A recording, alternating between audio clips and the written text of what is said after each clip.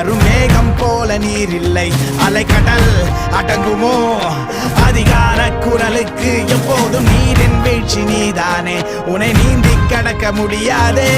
ஒரு பனித்துளி அது எரிமலை அணைத்திடுமா? குடியின் கூப்பாடு இனி நாட்டுக்குள்ள கேட்காது, இன முகவரி அது இனி விழித்திறந்திடுமே.